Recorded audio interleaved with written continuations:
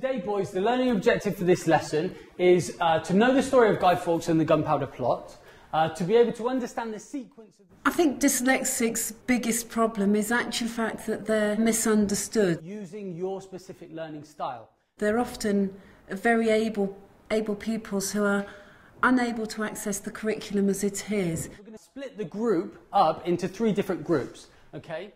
At St Luke's School in Swindon, a state school for children with moderate learning difficulties, they've created a range of ways for dyslexic children to record and show their understanding, other than with the written word. Making and sequencing audio files. People with dyslexia really struggle with the symbolic element of learning. I think that they find it very hard to associate sounds with symbols and to put them in order, basically. So in order to help pupils at our school, we sort of try to be a little bit more creative. So you need to think, what aspects... In this lesson, teacher Luke Wareham has 3 different techniques to record their understanding of the Gunpowder Plot.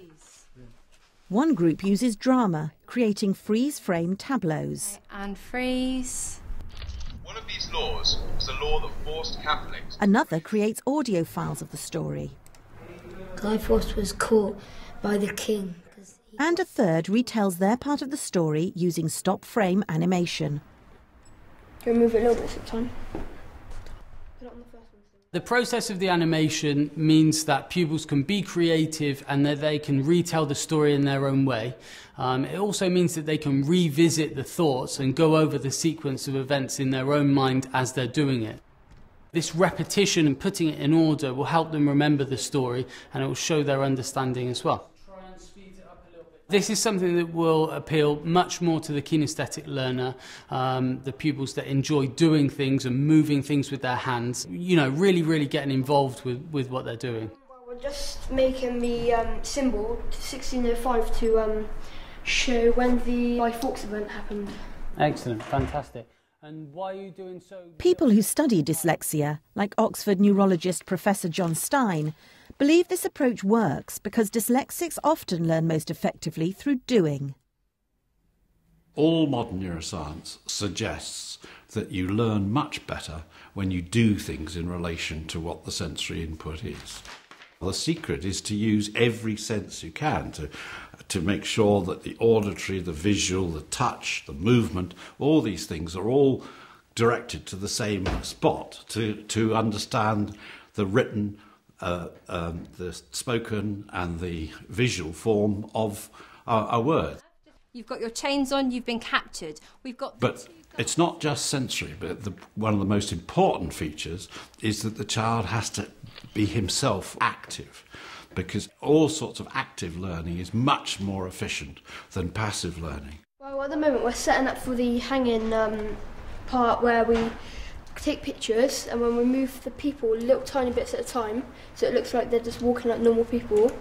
When Guy Fawkes is being found out and he's about to get hung, we just, if you see there, it's like trying to get it perfect. It's alright at the moment.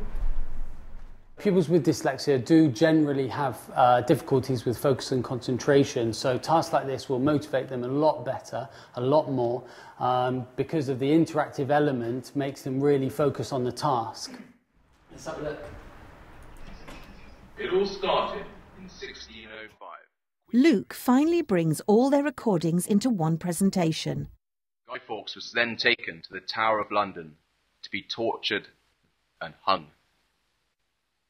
From then on, James I told the people of England to light great bonfires to celebrate the failure of the Gunpowder Plot. That was cool. Well done, fantastic.